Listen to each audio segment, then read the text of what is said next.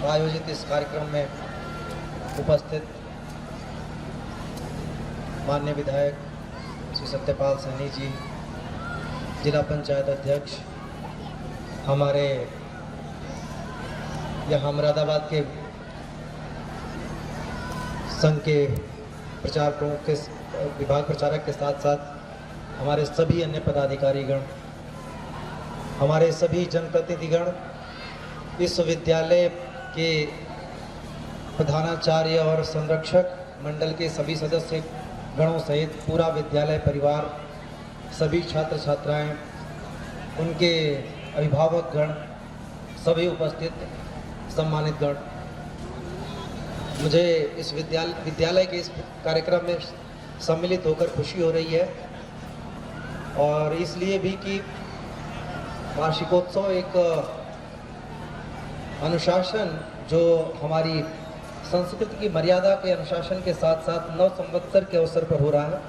और नव संवत्सर अब धीरे धीरे लोगों के दिमागों में दौड़ने लगा है, लोग इसको समझने लगे हैं। तो क्या कर रहा है?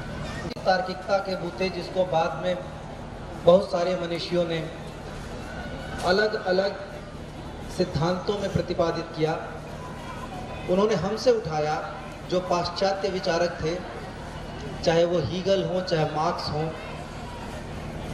और हम उनको पढ़ने लगे।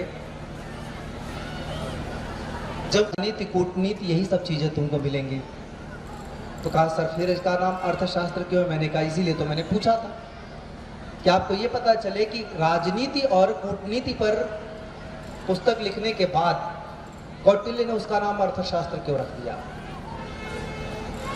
क्योंकि हमारी जो सामाजिकता, हमारी संस्कृति है, इसी चीज को रिफ्लेक्ट करती है और इसको पढ़ना चाहिए। और जब पढ़ेंगे तब आप जानेंगे कि हमने अर्थशास्त्र को अपने जीवन से अलग नहीं किया, उसका एक हिस्सा रखा, क्योंकि वो सब कुछ नहीं है। और जो आज की शिक्षा पद्धति है उसके लिए जब अर्थशास्त्र सब कुछ हो जाता है तो वहीं से सारे समीकरण उलट जाते हैं। शिशु मंदिर में उसी संस्कार और उसी प्रक्रिया, और इसीलिए आपको उतनी ही पढ़नी है जितनी सी आपको मुद्रा मिले, और उस मुद्रा के लिए ही आप उतना ही कोर्स पढ़ो, यहीं से सारी गलती शुरू हो जाती है। हम उस परंपरा के लोग हैं जिसने वेदों के बाद शुरुआती पुराणों, उसके बाद उपनिषदों, उसके बाद फिर पुराणों, फिर जैन, फिर बौद्ध, फिर गुप्त, इतने सारी पद्धतियों को देखा।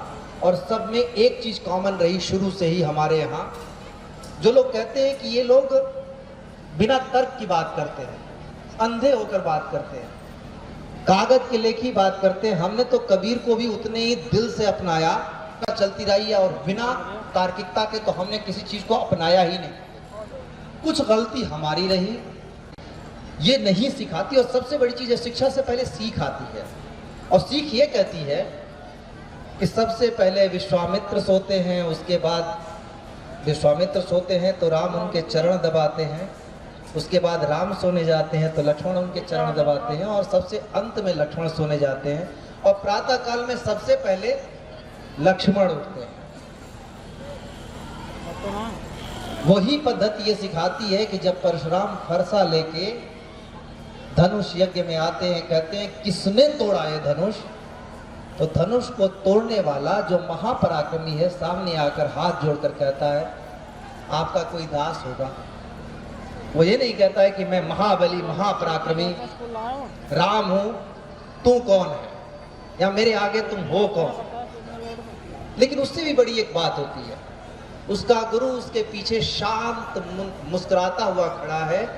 तब भी जब लक्ष्मण ने उनसे बहस शुरू कर दी कथन कारण पर, क्योंकि तार्किकता हमारे रक्त में है, हमारी शिक्षा में है, तो लक्ष्मण ने कथन कारण शुरू कर दिया। और उस कथन कारण पर भी विश्वामित्र मुस्कुराते रहे, एक शब्द नहीं कहा इसके सिवाय कि आइए मुनिवर स्वागत है। आप वाल्मीकि रामायण पढ़ लें, और पढ़ना जरूरी है, बच्चों को पढ़ाना भी जरूरी है, क्योंकि वो एक सीख मिलती है। शिक्षा उसके बाद शुरू होती है। जब तक फाउंडेशन नहीं होगा तब तक उसके कंगूरे जितने भी अच्छे आप कर लें टिकेंगे नहीं।